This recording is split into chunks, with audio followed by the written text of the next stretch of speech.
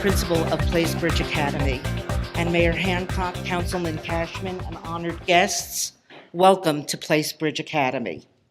This is a very unique school, and I hope you noticed our 7-foot Statue of Liberty out in the hallway. Just as my grandparents saw the Statue of Liberty welcoming them to this land, the staff of Placebridge Academy welcomes our immigrant population. We are truly rich in diversity at this school. We have been visited by 5 European nations to see how we work with our refugee population. We have also received a commendation from the United States Department of Education for building a school for refugees that has served as a model worldwide. Placebridge Academy is honored to host today's event, and we will continue to support our students and their families. Thank you for coming. And I will now turn it over to Paul Cashman.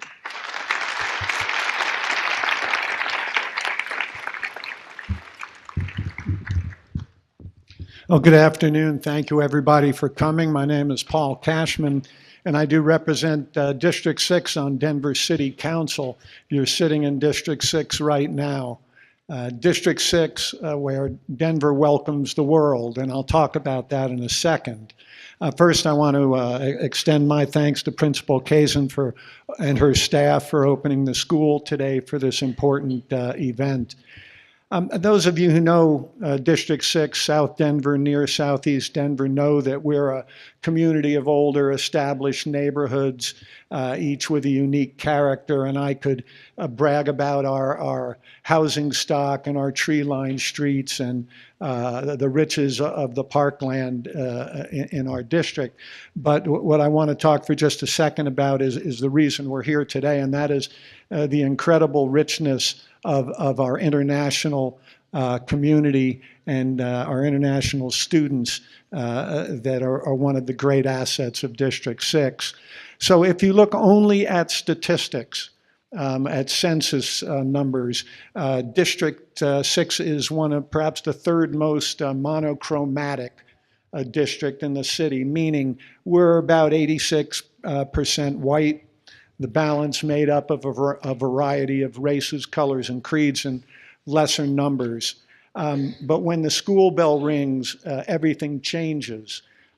Here at Placebridge Academy, 1,000 students, 830 of those students speak a language other than English as their first language. Place is K through 8.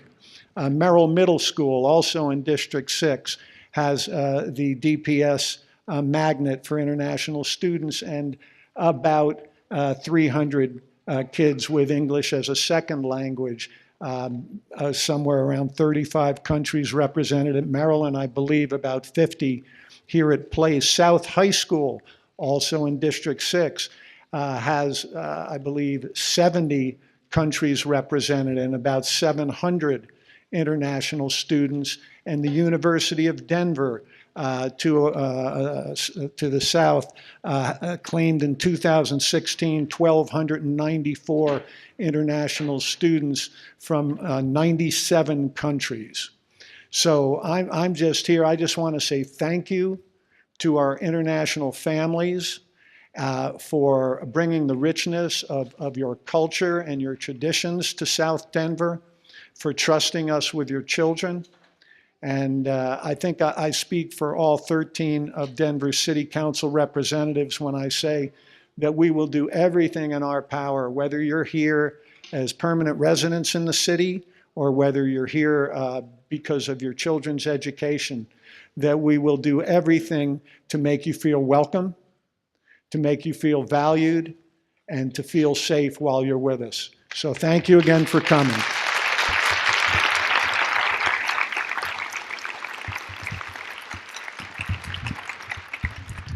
Good afternoon, everyone. I'm Michael Hancock, and I want to thank you for being here today. Give yourselves a round of applause.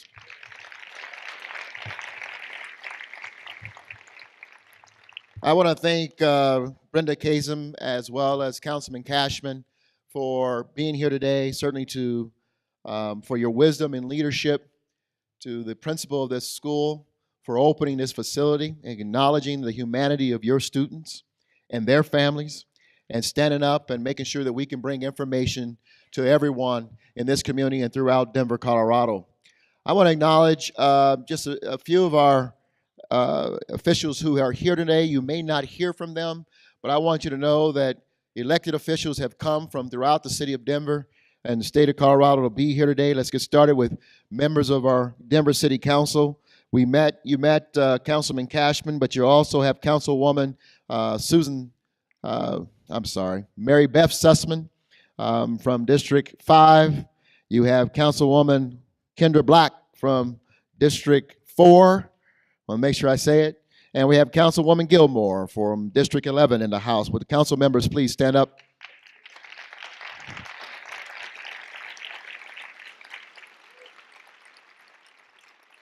I want to acknowledge our city auditor, Tim O'Brien, is here as well. Thank you, Auditor. State Representative Paul Rosenthal, who's been an absolute wonderful leader on this issue, is here. And I want to welcome members of the Board of Education. The President, Ann Rowe, is here. Former President of the Denver Board of Education, Ann Rowe. And of course, Barbara O'Brien, our former Lieutenant Governor and member of the Board of Education, is here. I want to welcome, and he'll answer questions if called on, and that is our Sheriff, Patrick Furman, and the Sheriff's Department. Members of the Sheriff's Department are here as well.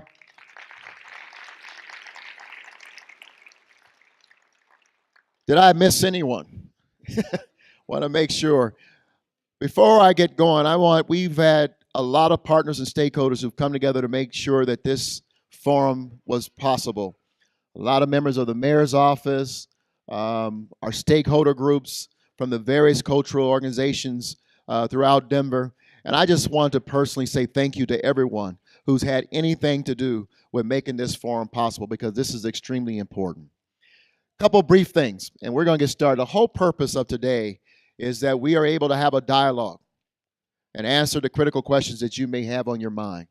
Many of us have spent the last couple of weeks going throughout this city, meeting with important groups, cultural groups, advocate groups, lawyers, students, to understand what they're feeling, try to answer some of their critical questions. We acknowledge that President Trump's actions have wreaked havoc on this nation. We recognize that President Trump's actions are devoid of acknowledging the humanity of the people he is talking about. Well, we're here to tell you today, and the reason why we're all in this room is that you're worthy and you matter. And in Denver, Colorado, we'll remain an open, inclusive, and a city of opportunity for all people.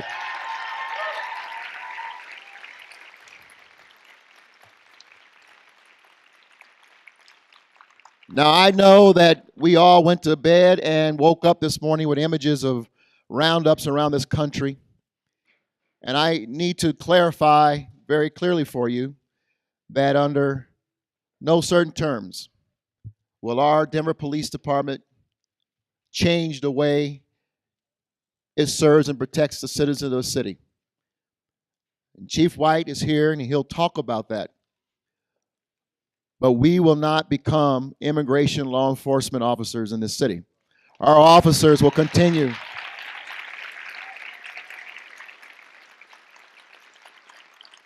Our officers will continue to serve and protect all residents of Denver, regardless of where you come from or where you started. You're in Denver now, and our job is to serve and protect, and they will do just that. The Sheriff's Department will not unlawfully or unconstitutionally hold anyone beyond their sentence here in our detention facilities. And so we want to make that very clear, because we know that's one of the questions people continue to ask us.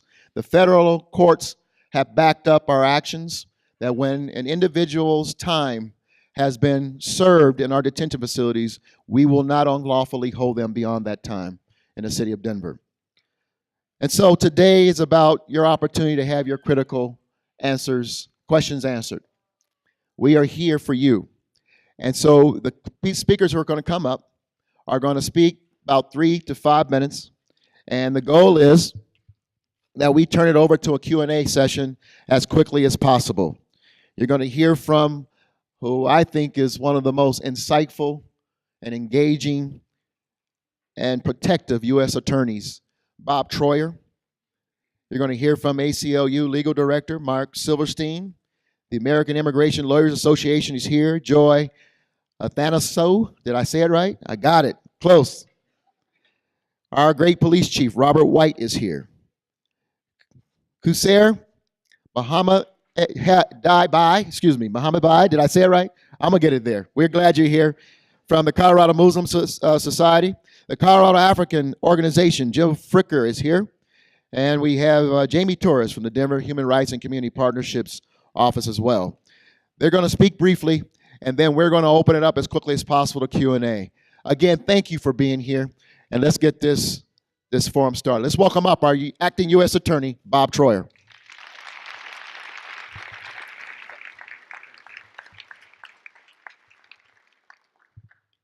You might need this list of names back. Thank you, Michael. Thank you, Place Bridge. But most importantly, thank all of you for coming out. The famous Supreme Court Justice Brandeis once said, "The highest public office in the land is that of citizen." Your actions today, you're coming out on a Saturday because you care, you want to make a difference, and you want to protect each other is the most important sign and the most important takeaway for me today. I want to thank also the people from my office who are here. I would ask Matt to stand, please. Matt Kirsch is the second in command in my office. We have 5 or 6 other folks here, some of them like me with our spouses, to answer questions and give you information at our table outside afterward. I think that reflects the commitment of the U.S. Attorney's Office in Colorado, that we have so many people from our office on a volunteer basis to be here today to answer your questions. So what role does the United States Attorney and the U.S. Attorney's Office play? Let me keep it very simple because the time is short. I am not a politician. I am not elected. I don't do anything, and the people in our office don't do anything but follow the rule of law and protect people in this community and prosecute those who hurt them, including for hate crimes and civil rights violations. If you are the victim of a hate crime or civil rights violation, it does not matter if you're a citizen. It does not matter what your documentation status is. It does not matter what stage of litigation the travel ban executive order is in. Regardless of any of that, if you are in this country, you have the protections of these laws that my office enforces. We are here today to provide information about those laws, about what your rights are under federal hate crime statutes, and what your rights are under the Constitution and civil liberties protection of the federal government. Like I said, I'm not a politician, and that is not political work. That is the career, mission, safety, purpose of a U.S. attorney and of this 200-person office here in Colorado. We are the Department of Justice in Colorado for you. But we can't protect you unless crimes are reported. We can't protect you unless we have a relationship. We can't protect you unless we know each other and listen to each other and cooperate with each other. That's why in addition to prosecution, you see 7 or 8 of us here today, and you see me here, and many of you saw me last Saturday at meetings like this, to open up the lines of communication, to listen to you, to explain what we do and what your rights are to you, so that we can bring people out of the shadows, reduce fear, give people an opportunity to breathe, so you can report crimes to the police department, to the sheriff, to federal law enforcement. We cannot fulfill our safety mission unless we have that cooperation and communication. Let me tell you what's not my job and what's not the job of my office. Deportation. The Department of Homeland Security is a different department from the Department of Justice. We don't do that, and we are not involved in deportation policy, the implementation of that policy, deportation orders, or any of those immigration issues. That's why this event especially, I'm so happy to see, has brought in the expertise of those like Joy, Mohammed, Mark, others, and lots of immigration lawyers who will be out at these tables who can answer those specific questions better than I can. And frankly, it's better for you to get those concrete answers from the people who practice in those areas. Let me say two things about these two executive orders everyone's talking about. The travel ban, as it's been called, is in litigation, and every day the news about that, its implementation, the status of the litigation is different. It's evolving too fast to give you any guidance on, and that's also not my job. I am not here to do that, and I'm not going to comment when the United States is a party in litigation on that pending litigation. The second executive order that's gotten all this attention is the one that's been referred to as the Sanctuary City Order. Here's what I can say about that. That order itself specifically requires the Homeland Security Chief, the Attorney General of the United States, to review, create, and implement guidance and get guidance out to my office and all the U.S. attorneys about what that means and how it will take effect. We don't have that guidance yet. That order is broadly stated, as most of those are, and without that further guidance, it's premature to panic about it, and in particular in Colorado, it's premature to leap to any conclusions about what that would do to the relationships between the federal government and law enforcement in this state. All I can tell you is this: you are lucky to live in Denver. I've been knowing Michael Hancock since we worked together many years ago. This is not politics, folks. I'm talking about him as a man. We have a relationship, as I do with Sheriff Furman and Chief White and many other people in the city. Those relationships, because these are good people who have your interests in mind, have always solved problems. These relationships, when the detainer issue came up, it seemed like an impossible issue where the city would butt heads with the federal government because of who these folks are. We worked it out for the good of the community and the safety of the community without conflict and without the need for divisive and destructive fallout.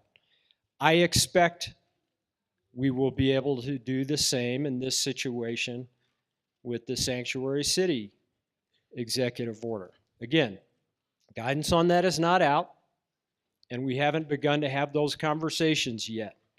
But I can tell you, based on my deep experience with these folks, that I am extremely hopeful, given those partnerships, that we will find the balance and the middle ground that complies with that executive order, that doesn't disrupt anything about how business is done in the city and county. Thank you all again. Last thing I'm going to remind you is we're here today out at these tables and mingling afterward to talk about how to report a hate crime, what your rights are in that regard, what your civil liberties are, and how to get our help protecting you. So please take advantage of that. Thank you. Thank you, Bob.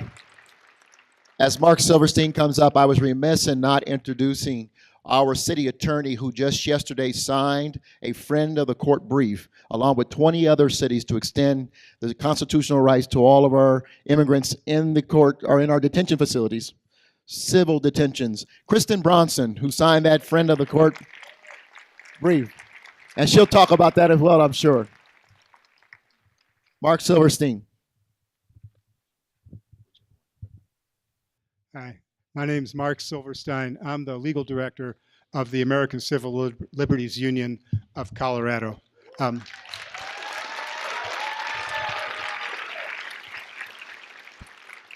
just want to say the amicus brief is supporting one of our cases that's presently up at the United States Supreme Court. For almost 100 years, the ACLU has worked in the courts, in legislatures, and in communities around the country to protect and strengthen civil liberties of everyone, and everyone includes everyone in this country, including non-citizens. When President Trump issued the Muslim ban, our lawyers were on it right away. They stayed up all night. The next day, they had already obtained the first court order banning the administration from deporting anyone under this executive order. But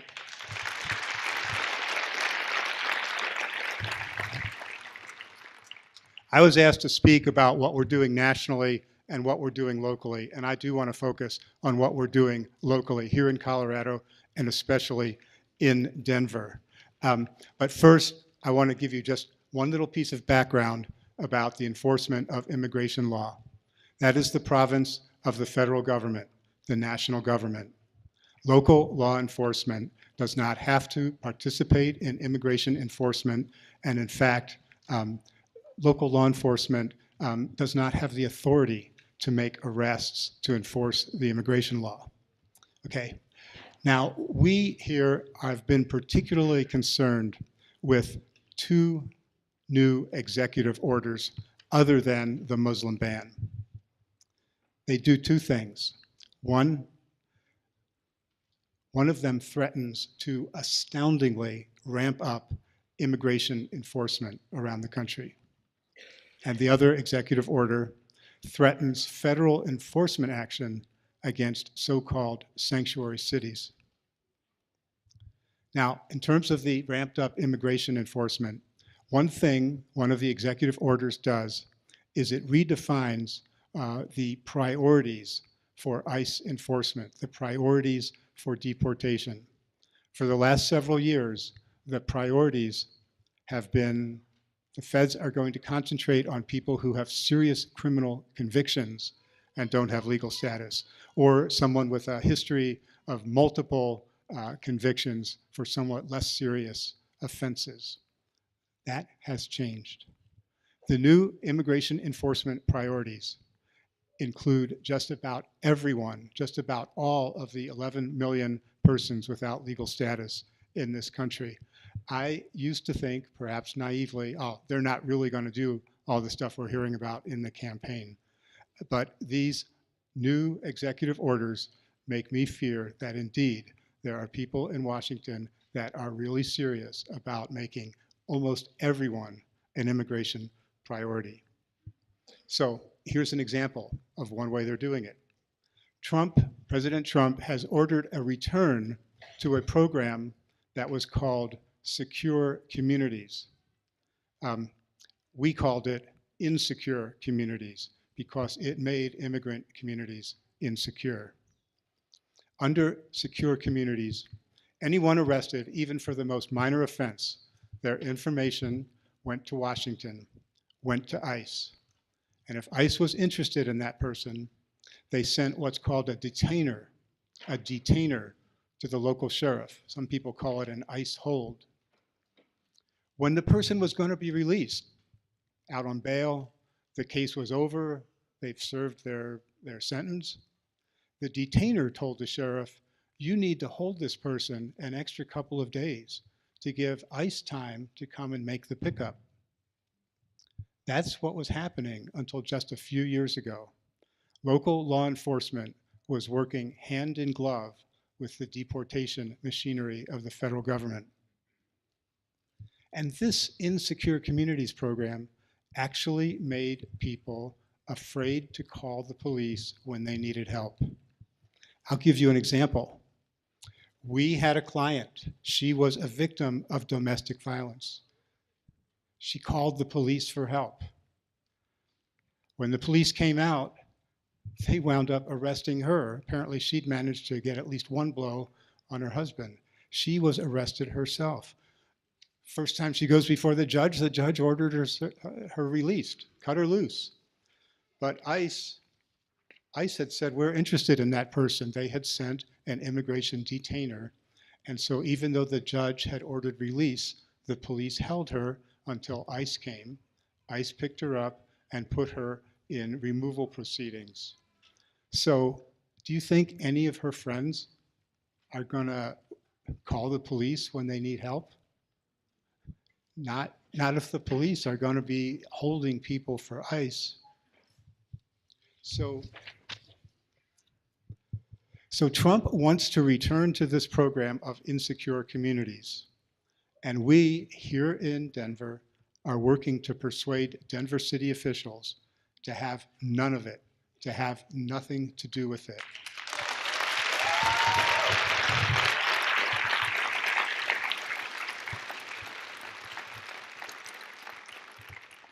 Now, 3 years ago, we persuaded the Denver sheriff to stop complying with these immigration detainers. And thankfully, Sheriff Furman is holding fast to that commitment.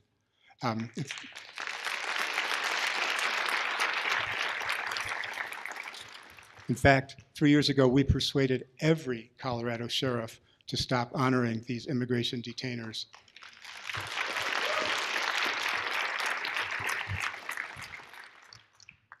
But at that time, we failed to persuade Denver that it should end additional cooperation with the deportation machine. For example, ICE now asks the sheriffs, we're interested in that person. We know that you won't hold them for us, but can you tell us exactly what day and what time they're going to be released? And until now, law enforcement has cooperated with that. They're not holding someone, but they're sending information that they don't have to send. So we're working to convince Denver that it should do more. And Denver doesn't have to shy away from the term sanctuary city. Denver can join other cities that are embracing that term and saying, yes, we are going to provide sanctuary. We are not going to cooperate.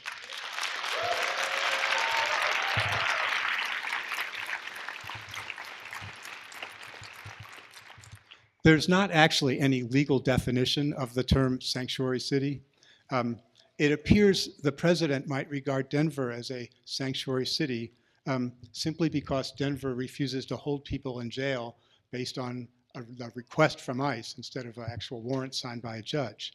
But if the president goes after Denver or goes after Denver's federal funding grants because of that, we're ready to assist Denver in resisting that.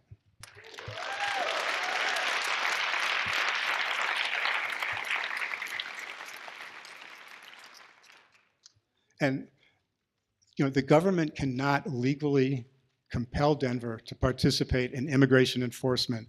If the new administration takes action against Denver for protecting its immigrant communities, we'll be standing with Denver.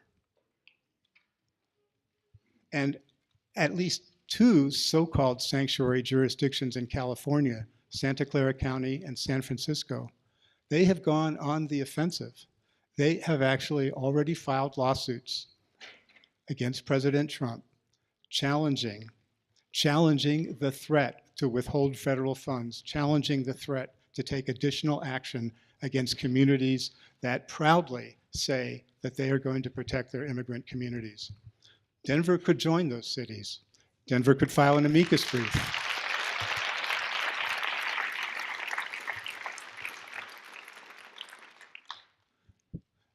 The Denver city attorney has asked the ACLU and some other organizations to confer with them and supply ideas for how Denver can take additional steps to protect its immigrant communities. And we will continue to work with those organizations that have now made solid proposals on how Denver can take concrete steps with ordinances, with formal policies that make the promise of sanctuary more real. And we'll be helping.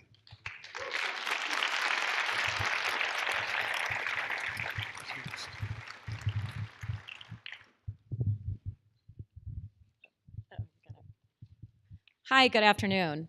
My name is Joy Athanasiou. I have practiced immigration law in Denver for over 15 years, and I've also worked on immigration policy and serve as the co-chair of our legislative advocacy committee for the American Immigration Lawyers Association, where we try to meet with our congressional representatives and our senators on how to change and fix our immigration laws. I was asked to talk a little bit about our immigration system and also about the process of deportation and how to protect yourself in that event. I think anyone, any immigrant who has been through our immigration system understands that it is very complex. It is very difficult to come to the U.S., to get status in the U.S., to maintain status in the U.S. And for many, many people, even if they've been here for 30 years, it is impossible. There is no way to qualify, or you're stuck in a 20 or 30-year waiting list. So we all, I think at least anybody who's been through this process understands how difficult the system is. But one thing that everyone should understand is that all individuals, documented or undocumented, still have basic rights. And we still have a right to certain things in our immigration system. Our immigration proceedings are civil in nature. They are not criminal. So not all of the criminal protections attach, but you're still entitled to due process and a fundamentally fair hearing in most cases. One of the things that we see as immigration lawyers, or one of the things that we're asked, is how do people get picked up by immigration? First of all, as was mentioned before, our local police department and state patrol and other local jurisdictions do not arrest people for immigration. Immigration has their own police force called ICE. ICE is the police force charged with picking up immigrants who are either deportable because they have no status, or are here with status but are deportable because they have committed some type of violation that makes them deportable from the U.S. The other way that people may encounter immigration is at our ports of entry, our airports, or at our border. And sometimes they'll encounter ICE, sometimes they'll encounter CBP, Customs and Border Protection. And in that scenario, again, they're looking at people who have either crossed into the U.S. illegally, or to individuals who have status but traveled outside of the U.S. And when they come back, there is a belief that they did something in the past or did something on their trip that violates their status. So it's very important, whether you have status in the U.S. or you don't have status in the U.S., to consult with an immigration attorney to determine if, number one, if you don't have status, if there's any way that you might qualify to get status, or if you do have status, if there is a reason why the government might say that you're deportable, or if there's a reason why you should not travel outside of the U.S. So keep those things in mind. Also, it's very important to consult with an attorney in either scenario to find out if you may be eligible for U.S. citizenship, or if you're here in refugee or asylee status, if you're eligible for permanent residence, which then the next step after permanent residence, again, is U.S. citizenship. So it's always a good idea to, in the beginning, on a proactive level, consult with an immigration attorney to find out what your rights are and if there is any possibility for you. One of the things that we see is one of the things that we get asked is, how do people get picked up by ICE? Most often, it will come from some kind of law enforcement encounter. Low-level offenses, such as DUIs, domestic violence, or low-level drug offenses, or in many cases, driving offenses. Many of my clients over the years got transferred to immigration because they had a traffic offense. Driving without a license is absolutely the most common. I've also seen people driving with expired plates, failure to turn on a turn signal, any of the regular driving infractions. So you want to be careful about driving if you don't have a license or if you could anyway get a driving infraction. And also, if you are undocumented and you don't have a license, try to go online and get an appointment for a driver's license in Colorado.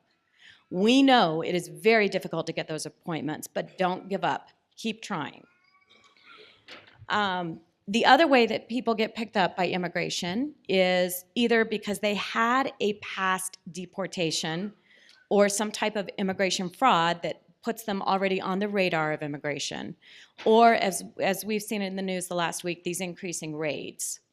Now, even with the increasing immigration raids, I still believe that it's going to be more likely that people would get picked up by immigration, either because they were targeted for a past deportation or because of a law enforcement encounter.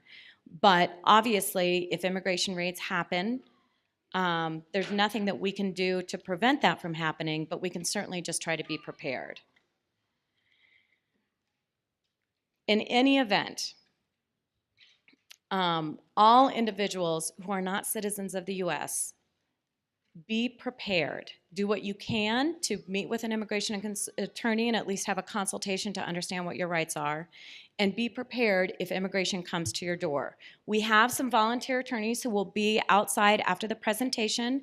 We have some basic information of knowing your rights, know to remain silent, understand what happens when immigration enforcement officials knock at your door, and also being prepared on a personal level. Making sure that you know if you get picked up in the middle of the school day, who's going to pick up your kids at school? And who's going to handle paying your bills if you're detained? Have plans in place with people that you trust to help in the event of an arrest.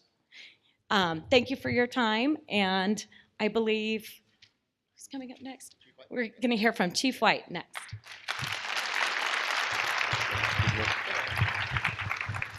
We're just going to tell everyone. Okay.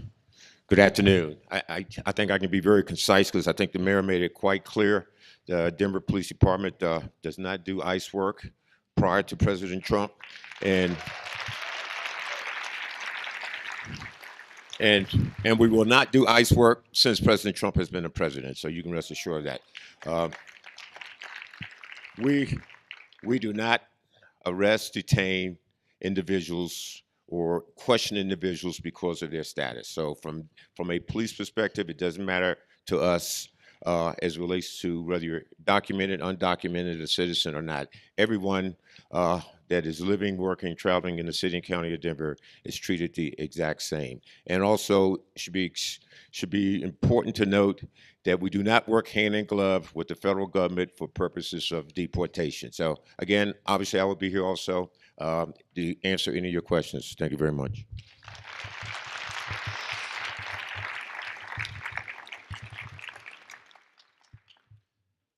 Good afternoon. My name is Qusair Mohammed Bai. I am the general counsel to the Colorado Muslim Society. Most of you probably know that that's the large mosque there on Parker Road. It's in the unincorporated Arapahoe County. It's the largest mosque in the state. It's actually one of the largest mosques in this part of the country. I've been told it's the largest mosque between Chicago and LA. It serves close to 35,000 members on any given Friday.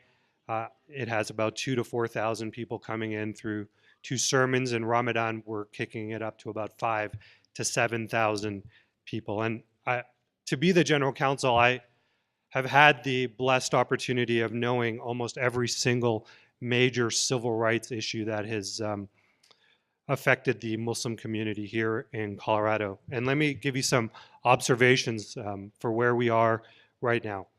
After September 11th, the relationship between the Colorado Muslim Society and a lot of the other mosques and local, state, and federal law enforcement was salty.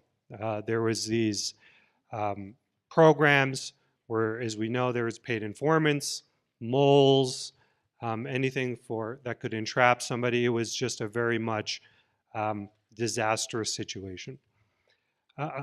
About 5 years ago, under John Walsh and Bob Troyer, the U.S. Attorney's Office shifted. They realized that moving communities, alienating communities, moles, informants, human resources, whatever you want to call it, just didn't work. The government was putting all these resources and nothing was happening. The only thing it was doing was driving people and communities underground. For the last 5 years, I would say, the Colorado Muslim Society and many other mosques in the Denver metro area have started forming just some unbelievable relationships with our local, state, and federal law enforcement. We have the Denver police, or every time we have an event like Quebec, where a mosque has been the target of some type of hate, we get calls, proactive calls from the Denver Police Department, from the U.S. Attorney's Office, from the Aurora Police Department, from the Arapahoe Sheriff's Office, saying, how can we help? We are unilaterally making the decision to increase patrols around the mosque. You don't have to ask, we are doing it ourselves. That's the relationship we have today.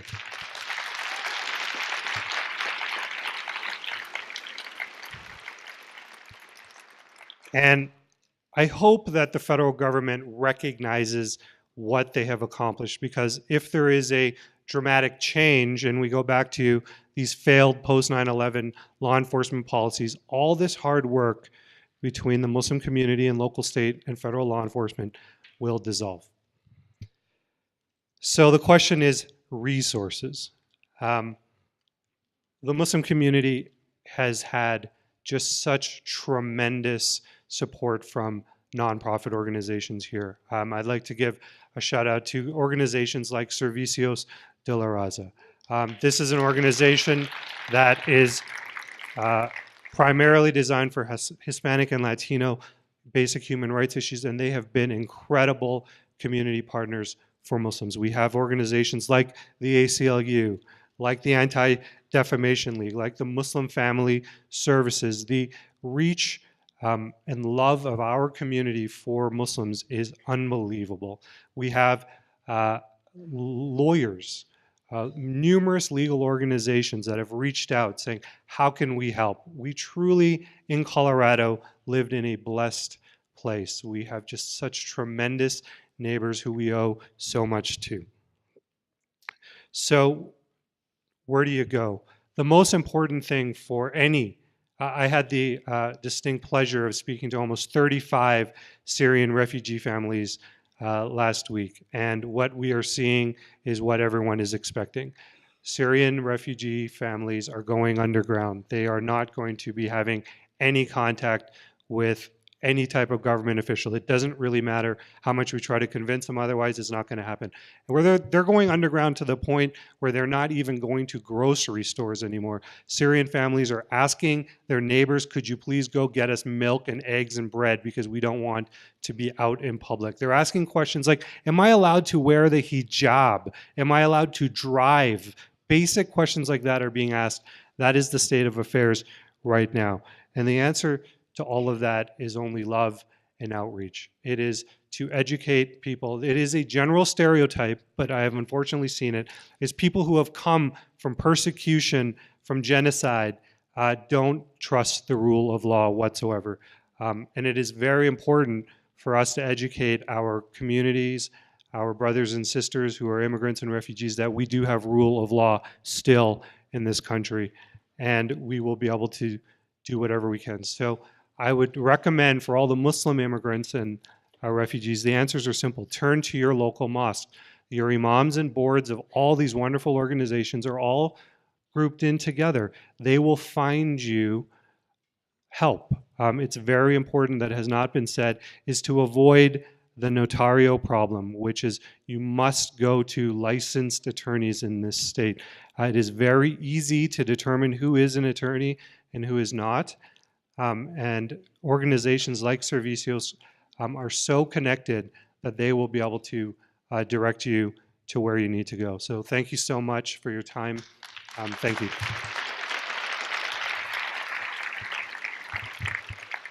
Hello, all. I'm Jill Fricker. I'm with the Colorado African Organization, and we serve refugees and immigrants from Bhutan to Yemen. We are here to serve as a bridge between our communities and our systems. So, immigrants and refugees, we are your friends. We are here to support you. Systems, law enforcement, we are your friends, and we are here to support you. Our navigators speak.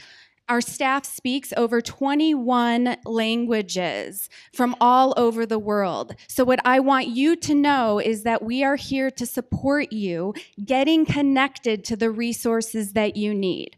So if you do feel like your civil rights are threatened, if you do feel like there's a crime or a harassment, please call 911 first and then call us and let us know how we can support you in navigating the system, in ensuring that you are connected to the right people.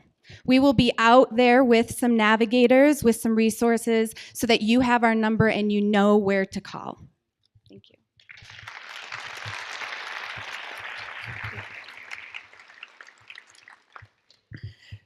Good afternoon, everyone. I'm your last speaker, so don't worry, we're getting to Q&A right after me. So I'll be quick, but I do want to mention, my name is Jamie Torres, and I direct the Office of Immigrant and Refugee Affairs for the City and County of Denver. A little bit about our agency, thank you. The Agency for Human Rights and Community Partnerships is the agency that my office is in, along with 8 other offices focused on our most underrepresented communities in Denver. And we focus on 5 main areas because we're a lean agency. We're pretty small, but we are mighty. Advocacy, civic and community engagement, research, collaboration, partnership building, training, and policy. So in these areas, we're working across the board with different communities throughout Denver. My area is with immigrant and refugee communities.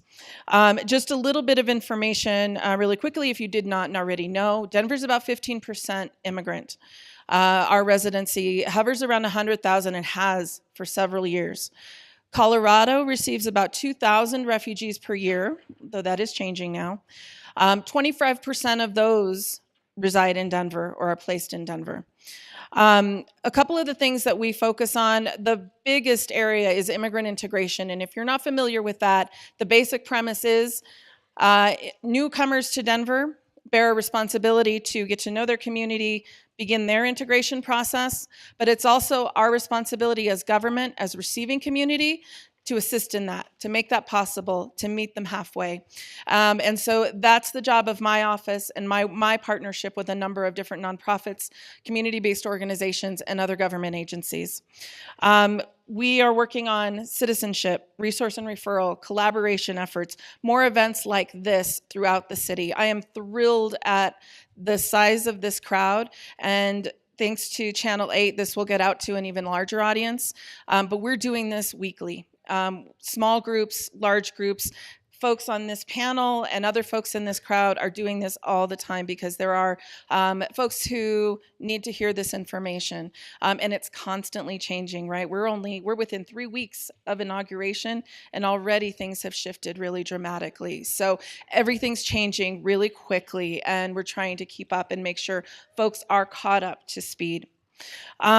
One of the things that I want to mention, we have members from the Immigrant and Refugee Commission here today. They have tags like this that say that. They're a volunteer commission of community members who say, I want to help be a bridge between my community and the immigrant and refugee sector communities and local government, specifically to our mayor.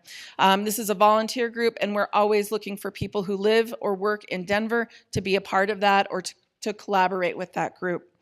One of the things, policy that we're working on. So Kassir mentioned notario fraud, or the unlawful practice of immigration law. At the state level, standards were passed by law of what you can and cannot do when it comes to immigration law practice. We're working in Denver to actually put penalties to that, to actually penalize folks who practice unlawful immigration law. So those are the kinds of things that we're working on internally for residents here. Just to wrap up, I did want to mention one of the things that I'm really proud of. I'm proud to be a resident of Denver, born and raised in Denver. But I'm also proud that Colorado was the very first state in the country to cease cooperation in every single county with secure communities.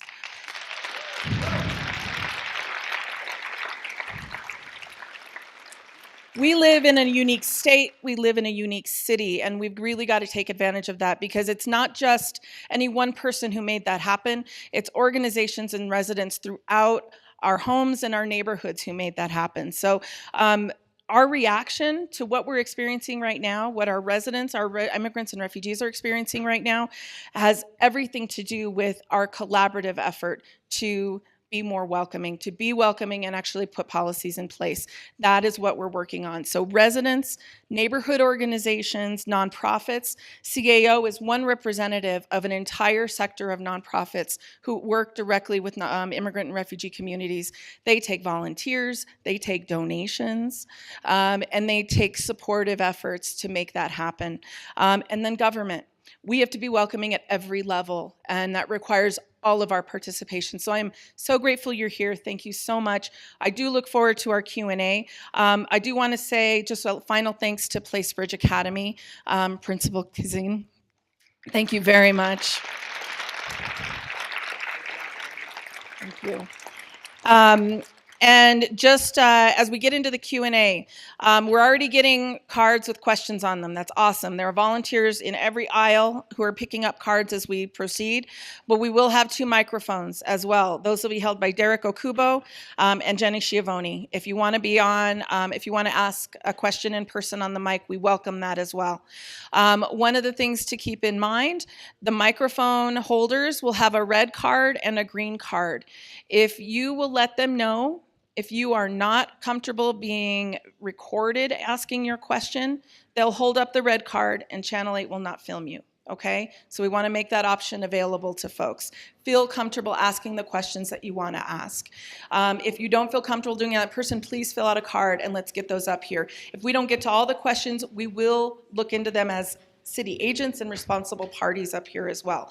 And I do want to mention, again, after 2 o'clock, we have AILA attorneys. AILA has been a massive partner across the board with these kinds of presentations. So thank you to the American Immigration Lawyers Association. And I will now hand it over to the mayor. Thank you all. Thank you, Jamie. Will you once again thank all of our speakers here today and all the organizations who are going to be here, sharing information, trying to answer your questions. And so we're going to go straight to Q&A right now. And we've received quite a few questions up here. And if we don't get to a question, we're going to put the questions and post answers on a website after today. So next week you can look for those. And where would we put that website? Be on denvergov.org somewhere? denverpage.org on the very front page. So we're going to try to get through as many as possible. So let's get started. Why don't we're going to go back and forth to your cards and then to the audience. So if we get somebody with their hand up, come on down to the microphone. Come on, come on, come on, come on, come on. In the meantime, while you're coming, let's do a card. Sure. Kristin? Sure, I'll read one out. I'm the city attorney for Denver. This question is, will Denver be targeted as a sanctuary city? If so, how will we respond? Who will help us?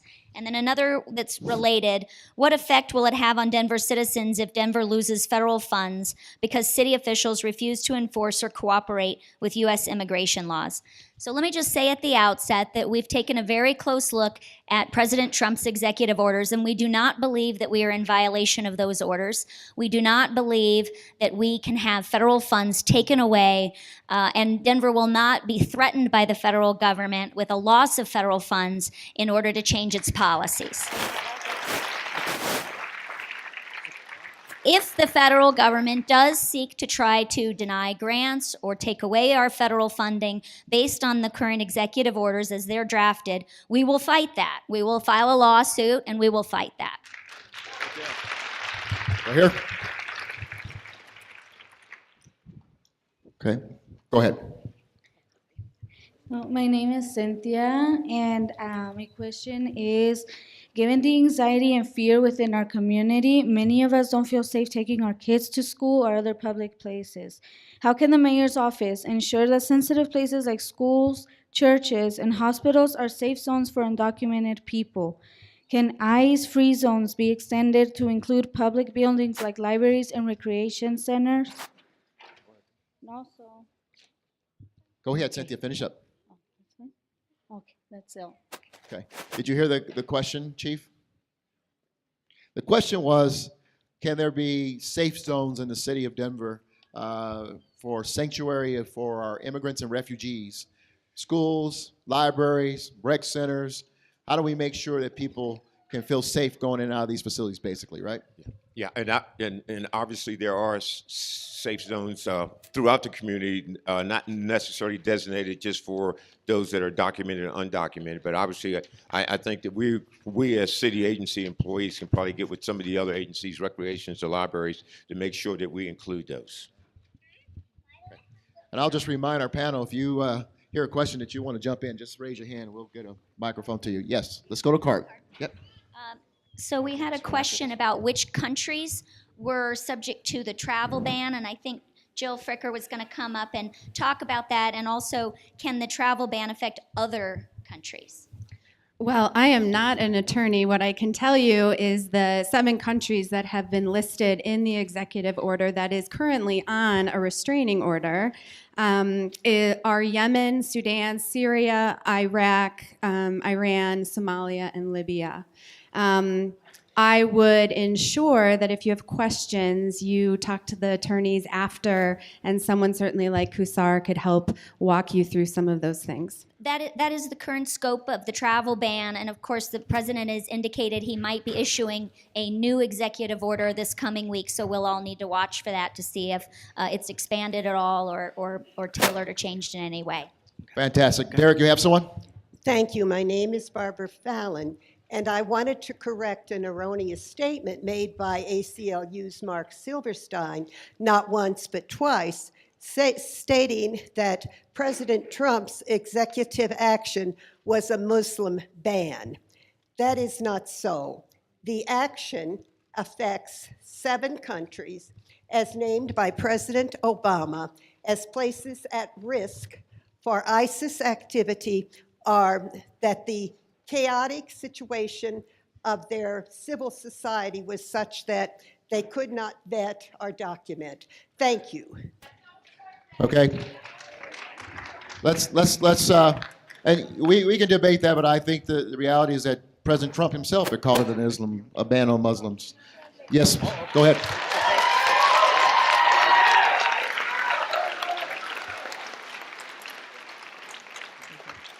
My name is Billy Husher, and I have a question about the executive order enhancing public safety in the interior of the U.S. So the description leaves a lot out, but to Mr. Silverstein's point, Section 5 says that among the priorities for removal from the country are individuals under subsection B have been charged with any criminal offense where such charge has not been resolved. And my question is what the city's going to do to ensure that you're not charging people with crimes they have not committed. So in Mr. Silverstein's point, you had a woman who called because she was being abused. She was protecting herself as she has a right to do, and she could be removed just because she was charged with that offense. So what are you going to do to make sure that those individuals are not charged so they're not targeted by ICE and deportation? Yeah. I missed the beginning of that. What was for what types of offenses? It's have been charged with any criminal offense where such charge has not been resolved. So I bear with me. Could you just repeat the question one more time? And so what is the city going to do to ensure that people who have not committed crimes are not charged with crimes? Because now we can't rely on the old language under immigration law where people are convicted of crimes. Now simply being charged with a crime and it's not been resolved is going to be enough to get priority for deportation. So I'm not sure that we've seen the exact language around what the increased scope of the priority crimes are at this point. Our office is in the process of looking at that. These are things that have happened very, very quickly and recently, so we've not seen that. And so I think what you're referring to is an effort to expand the description of what types of offenses, or as you say, charges, would create a priority situation for deportation. So first of all, the scope of those offenses is set by ICE and President Trump and the federal agencies. That's not something we have control over. As far as our own processes, our city attorney's office, at the instruction of the mayor, is conducting a top-down, all policy and procedure ordinance review to figure out if there are ways that we describe certain crimes or the penalties for those, to see how they interact with the federal deportation laws, and see if there aren't tweaks and changes that do need to be made because of unintended consequences. So we're in the process of doing that now. And specifically, it says any criminal charge. And so this is really specific, and I would ask that you please work with the community organizations to work on this, because this is really, really important, and it's not just as simple as a year or more or a crime of moral turpitude. This is actually any criminal charge that they have not been convicted of yet. It is a really important issue, and we actually have already started working with the stakeholders. We had the first of those meetings last week with community members, with stakeholders, to sit down, and our immigration attorneys, to figure out what are the issues, what ordinances are impacted, and what can we do about it. Okay, thank you. Very good. Good. Thank you for your questions. Okay, so we have a couple here, and I think we'll ask maybe Jill and Kisser and Jamie to answer this. Some citizens here want to know how they can help the immigrant refugee communities. Do the attorneys want volunteers? Does ACLU want help and volunteers? So let's pass the microphone down. Or some of you come up if you want to answer the question. Jamie, you have some ideas as well? What a great question. I will be out there and giving you plenty of ideas of how you can support the refugee community that we are working with. We absolutely need people in our office. To be very clear, we have been, there's been some escalated safety and security issues. We just want people to be around. We want donations. We want to help you get in touch with other people to support them as well. Come see me in the lobby after. The other thing that I would mention, there are, on that resource guide that was out front, a number of, there are 3 refugee resettlement. So this is specific to refugees. 3 refugee resettlement agencies that operate in Colorado. They're all based in Denver, their main offices. And they all have volunteer liaisons or coordinators. So they are actually who I refer a lot of folks out to who are interested in getting more involved in the refugee community. An example of one of those programs, African Community Center, has a First Friends program. So they're matching up some of their newly arrived refugees with longstanding Denver residents. But this is just one example. There are a number of nonprofits throughout the city.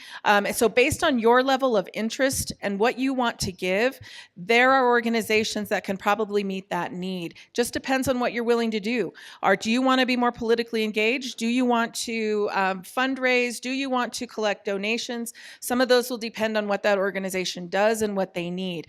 My office, I'm happy to take those questions and start to field what interest you might have. Maybe you're an R&O and you want to bring your entire neighborhood organization together to get involved. Let's start talking about what that could look like, because I'd really love to have that conversation. So my information is on that resource list as well, and I'd be happy to have that further conversation about that. Yeah, from the Colorado Muslim Society's perspective, when the mayor first took office, he wanted to know who the Muslim community was, who they are, what they're about. And he's made over his entire term as Denver's mayor just a sustained effort to try to get to know the diverse Muslim community. He has had just open house, he's part of open houses, he has round tables, and he just wants to understand who the community is. That is what I would ask of you, is a lot of this is fear and paranoia of who Muslims and refugees are. And that is just irrational emotions just based on lack of information. I would ask that you all visit a mosque, get to know your Muslim neighbors, talk to them, And when you hear rhetoric that is hateful against Muslims, challenge those based on your own information and your own information gathering, not relying on social media, not relying on Facebook, but having your own personal experiences with the Muslims here in your community. Thank you. Okay. Thank you. For any individuals wanting to help our immigrant community, I had mentioned in my presentation that because immigration is a civil system, not a criminal system, immigrants don't have full constitutional protection, including the right to counsel at government expense. So immigrants in deportation proceedings can have an attorney if they pay for it. They cannot have an attorney at government expense, even if they're indigent. So we do have a handful of really good immigrant legal services organizations that do pro bono legal services for our immigrants in the detention center and in their deportation proceedings. One is called Remain, and there are other legal services organizations, and there's a table out there that you can ask questions and you can get that information. Thank you. I think part of the question was about volunteering with the American Civil Liberties Union. We encourage volunteers.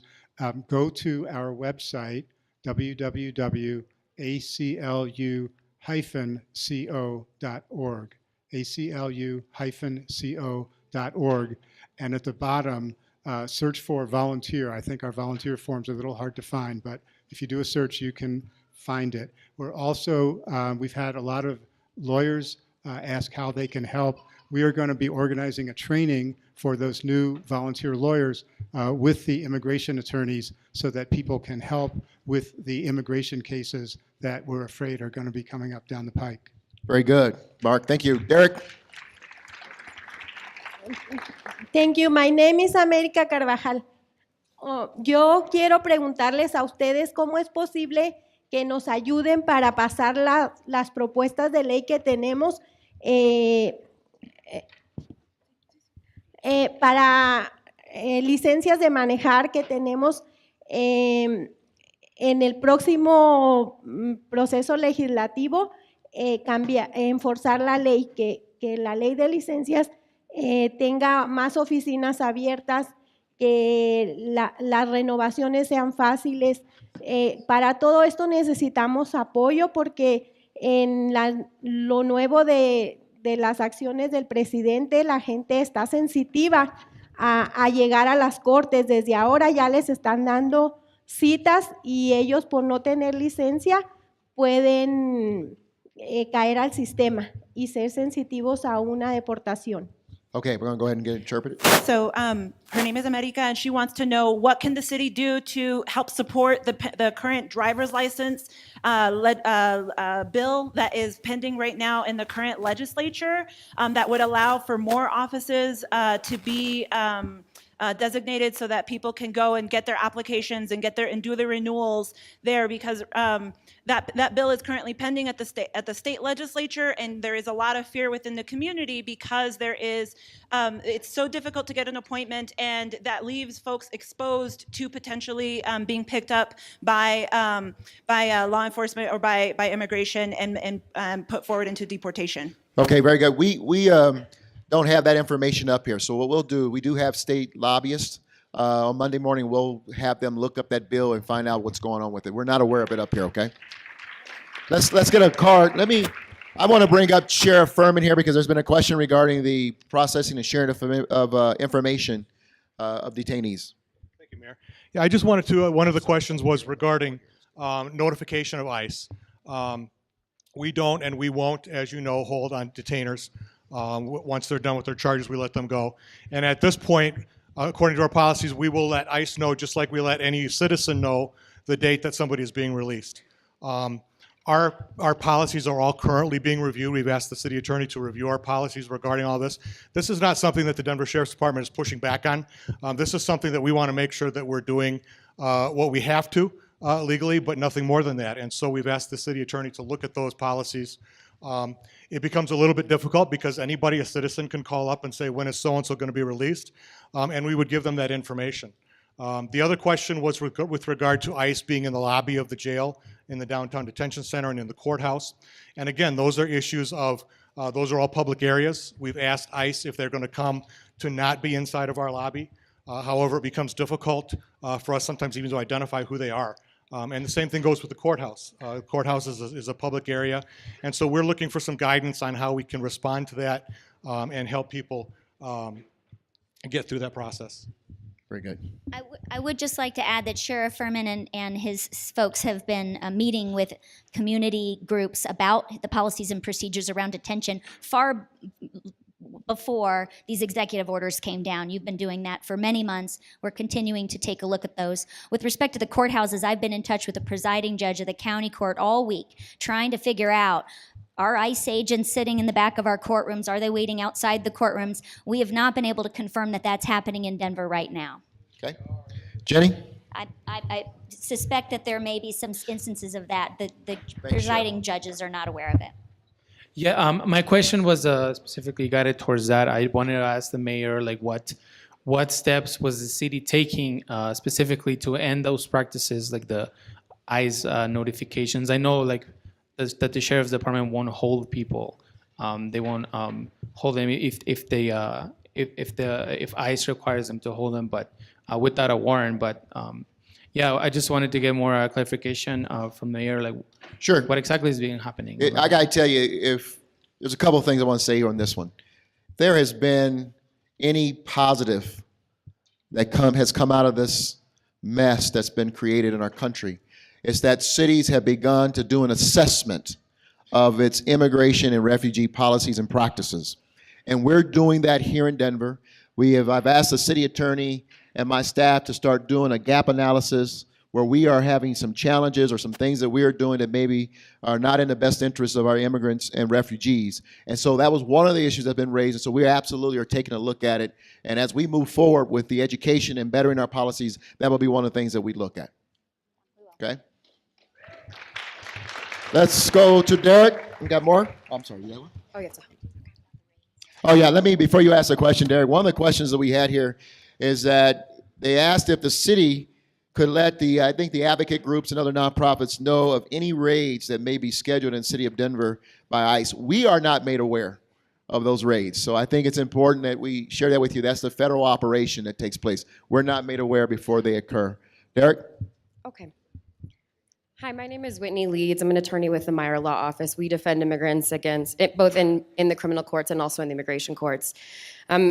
We've heard a lot of discussion today about how, and also in statements that have been made by the mayor's office in the past, and since the election and since the inauguration specifically, about how Denver is a welcoming community, but not going so far as to actually say that we are a sanctuary city or to actually make a policy to make sure that people are actually safe.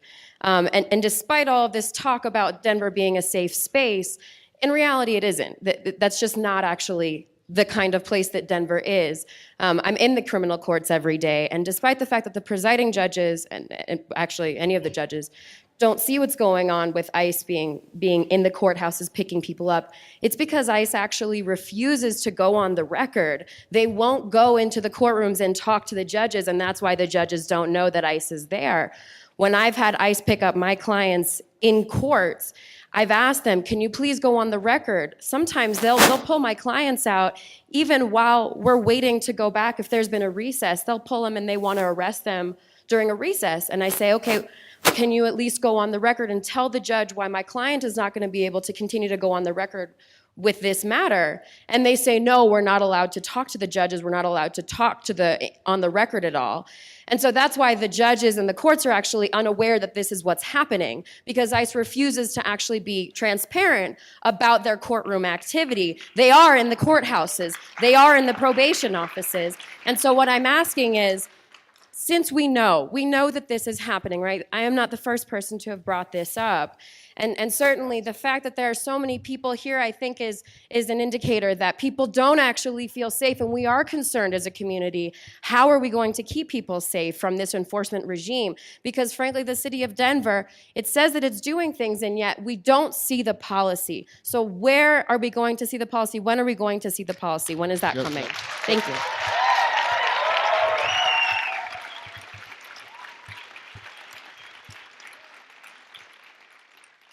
So are you asking, well, she left. Was it specifically about, was it the policy specifically? But first of all, with regards to the courts, I'll ask Kristin Bronson of City Attorney's Office to allude to that or speak to that issue. But when you say policy, I'm going to assume that what you're talking about with regards to the courts and ICE presence and their actions in and outside the courts is not something that is exclusive to Denver. I'm going to guess this is federal across the nation, okay? So as a mayor, of course, I'm proud of my city and protect it, but I don't think that what you're alluding to is something that is just exclusive to our city. But with regards to a specific policy, which one are you alluding to? So the sanctuary city. Sanctuary city. So yeah, let me. I think it's important to clarify because the news was good to clip me saying we're not a sanctuary city. What I was referring to was the fact that Denver never took legislative action to become or to be called a sanctuary city. I just left a meeting of mayors all over the country where we were sitting in the room grappling with what the heck is the definition of a sanctuary city. Then you saw me follow up with a video that says if you are saying we're standing up and protecting and taking care of our residents. We don't believe in unnecessarily ripping families apart and doing the things necessary to keep our community together and honoring our residents. Then yeah, we'll sanctuary city and call us that. We have not taken the legislative steps. And you know what? Quite frankly, you can debate whether it's in Denver's best interest to do it or not. But I tell you what, my administration is agnostic. If council wanted to come forward, we'll work with council to look at that. But at the end of the day, it doesn't change our values and our actions behind those values. And that's the point I was trying to make. It doesn't change. Because the things that sanctuary city you would say would be a sanctuary city, Denver is doing it. And I would challenge you to say whatever city in this state has stood up like Denver has and said, we're not going to do this sort of stuff. That's not who we are. Yeah, and I got to tell you, I don't know many mayors who can say out and lay out. If you ask 10 mayors what a sanctuary city is, you'll get probably 7 different answers. So Boulder passed very, very quickly after the executive order was issued. Boulder passed an emergency provision that essentially makes Boulder a sanctuary city. What that actually means is that Boulder city and county officials are not permitted to have contact with ICE for purposes of ICE enforcement. They are not permitted to call ICE on people. That is not something that's in place here in Denver, right? And so, and actually there was a sort of guerrilla handout that was sent around that actually talks about what it means to be a sanctuary city. We can talk a lot about being welcoming and wanting people to feel safe, but until we actually make a policy and we enforce it, it's just talk. And I appreciate it. And in your, and what is your name? What's your first name? Whitney Leeds. Whitney, I appreciate that because that's exactly why when the executive order started coming out, the first thing that the city attorney and I did was, where do we need to shore up our policies to address exactly what you're saying? So we are doing exactly what you're saying. We're not as fast as Boulder. I don't know who he is, but we're doing exactly what Boulder is. Yes, let's do Jenny. I'm sorry, one more here. I did want to address the issue of the San Francisco and Santa Clara complaints that were filed on Sanctuary City. I think that's a natural follow-up to Whitney's question, and I think it's something Mark addressed in his comments. Our office has been in touch with city attorneys' offices across the country, but specifically with San Francisco's city attorney's office since before the executive orders were issued on the issue of Sanctuary City. And in fact, it is the San Francisco and Santa Clara city attorney's offices don't actually want us to file their own suit. They're concerned about receiving conflicting rulings in different jurisdictions. They're also concerned that if the courts get bogged down with too many of these types of complaints challenging the executive order, that there's going to be delay. We are working very closely with those city attorneys' offices in those cities, but they've actually asked us not to file on our own behalf. Jenny? My name is Melody Duggan, and just I would like to say in terms of the sanctuary city thing before I ask my question, words matter, and I would love to see us, Denver, a sanctuary city. It would make me proud. As a teacher, I'm really concerned about the safety of my students and of their parents, and I see them being jerked out and hurt all the time. And so consequently, I'm concerned and I would like some clarification on what are ICE safe zones? Where are those? What are they? And where can we find them? And I also wonder if any of you guys have talked about the Here to Stay pledge, the protection pledge that we can make and institute in protecting our kids and our parents and our citizens. Thank you. First of all, thank you, Angel, for being here. East Angels are in the house. Secondly, I want to just tell you that thank you for being an educator in our city as well. We honor our teachers and our educators. And I don't know if we have someone who can answer your question, but I want to celebrate our teachers and our schools. One of the first places we went, I went with Councilman Cashman to South High School, where there's 70 different nationalities there. And those teachers and that faculty and staff stood up and said, we're going to make sure that this is a safe place for our kids and that they continue to thrive and feel comfortable in this building. And I got to tell you, it is working because our teachers and staff members are standing up protecting our children. I'm going to come up here, Barbara O'Brien from the Board of Education. You want to add into this question? Yes, thank you, Mayor, and thank you for everything. I'm very proud that the school board on November 17th passed a resolution reaffirming that our schools are safe places for all children, and we are now convinced that that's not strong enough and are working on another policy statement that is going to make it very clear that we are not an enforcement arm of ICE or the federal government, that schools are places where every student has a right to get an education, and that we know that kids learn best when they're safe and cared for, and that's what we're working on, making sure our teachers in the schools understand. So Georgia Duran is here, who runs the Office of Community Engagement, but I will say that we are spelling out for the district that you do not cooperate with ICE. There's going to be training for every teacher that if ICE tries to come into a school, someone notifies the principal. The principal does not give any information to ICE. Their job is to contact the general counsel of the district, who is a lawyer who is getting very deeply embedded in this subject very quickly. And ICE and the federal agencies involved must negotiate a response together without students or anyone in the school being involved. So we're doing everything we can to make sure that the people who are with the children know you don't have to cooperate. There's a line of communication you can take that gets you out of the way. You can focus on your kids, and that the top lawyer in the district will handle whatever it is they're trying to do. We will be working on that at this Monday's meeting. It's always streamed live.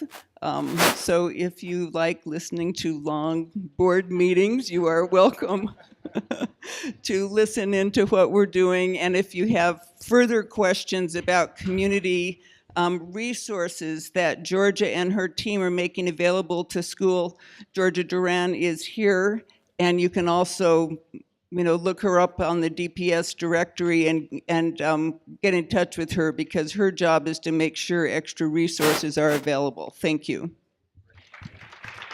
Regarding safe zones, thank you, Barbara.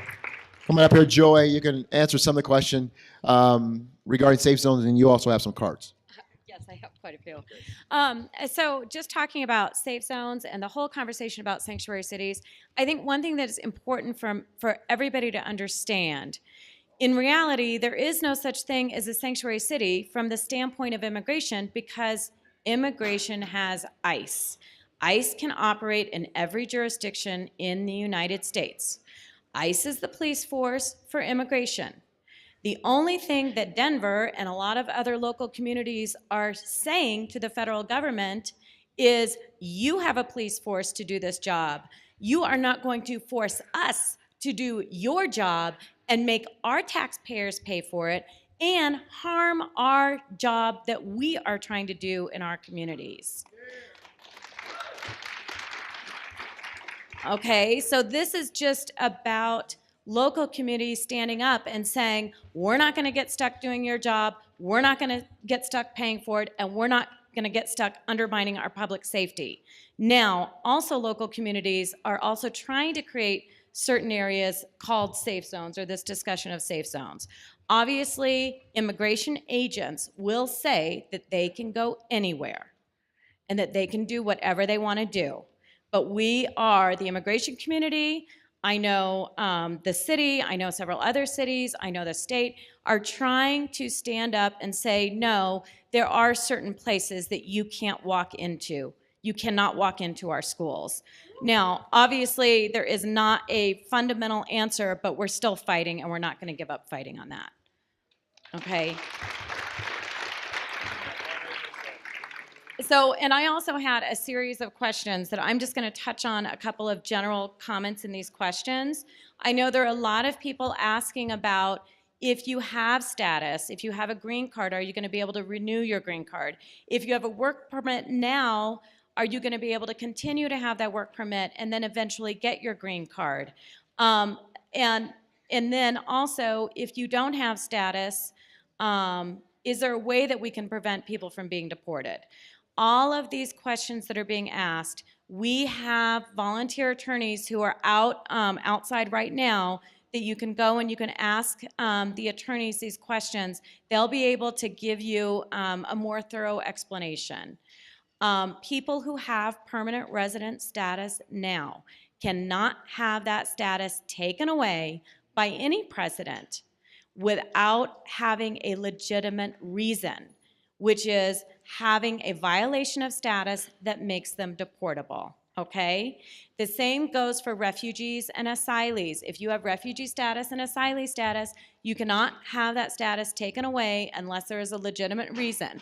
The reasons are a little bit different, so if you have a specific question you can ask, but you have to have done something that violates that underlying status, okay? And there were a couple of very good questions.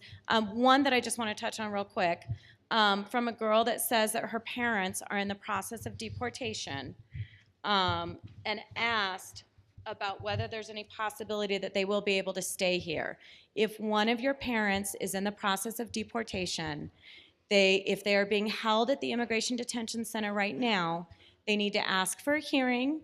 There is an organization called Remain that goes and does Know Your Rights presentations at the detention center, and they can ask to try to get them pro bono legal representation if your family does not have the money to hire an attorney, okay? Can I Okay. ask for some clarification on my question? Yeah. So then I understand that that safe zones exist only by not being willing to continue and cooperate with ICE. That's what a safe zone is a place where someone will not cooperate with ICE.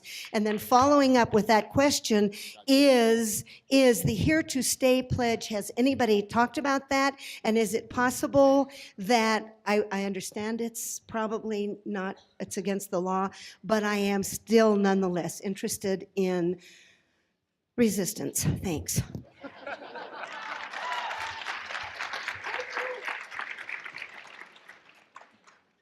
My name is Alan Salazar, newly installed Chief of Staff for Mayor Hancock.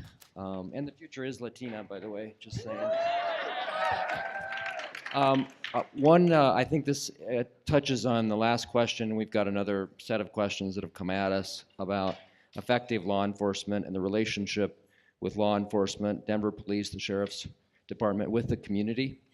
So there's this question about what it means to cooperate with ICE, what it means to deputize officers so they become ICE officers. We've made it clear that's not going to happen, but I do think it would be important for Chief White and maybe Sheriff Furman and others to explain why, as a matter of public policy, it does not make sense to turn our law enforcement officers into ICE and customs officials. It's really about building trust in the community.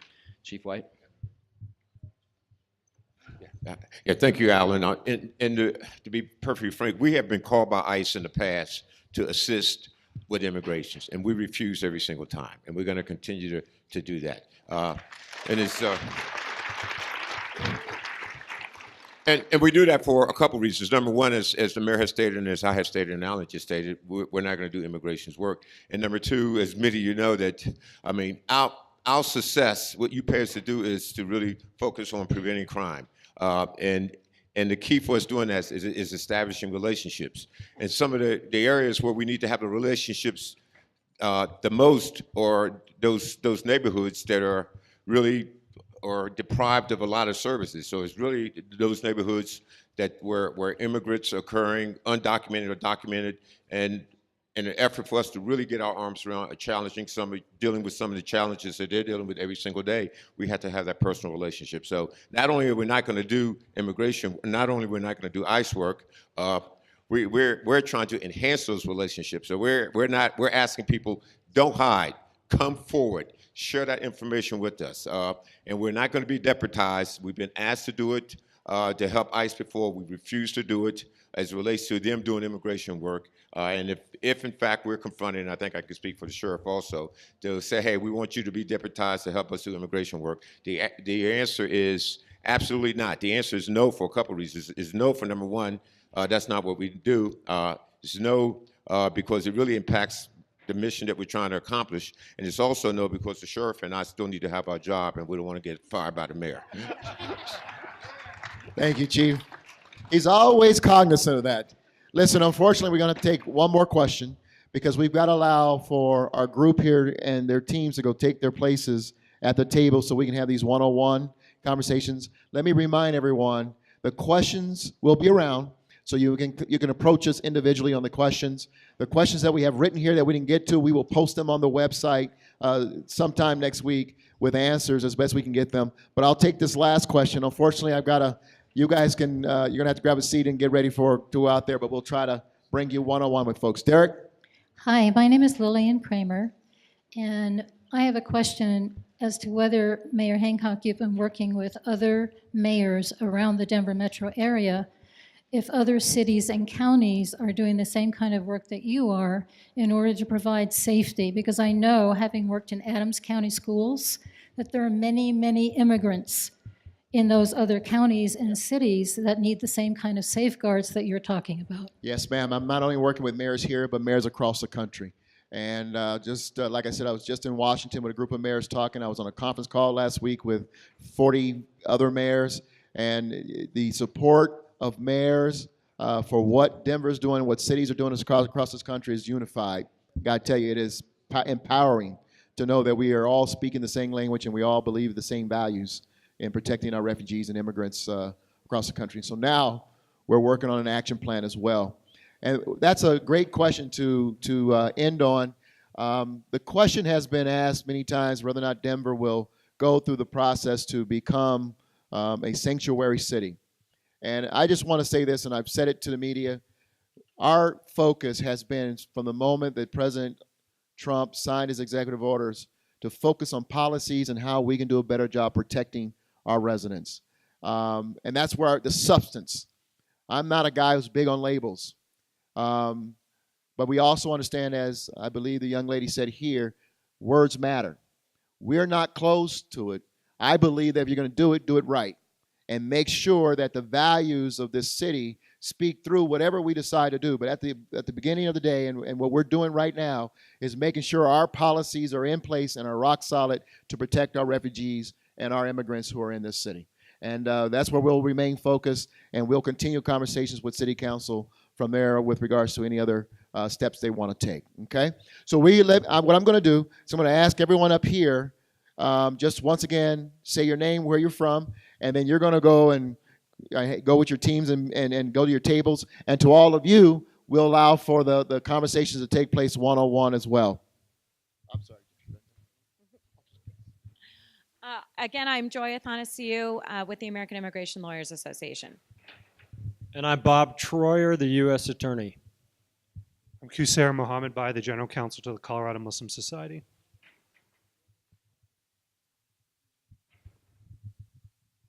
I'm Paul Cashman from Denver City Council. I just want to say I heard the mayor's openness to a discussion on the topic of sanctuary city, and council looks forward to that discussion.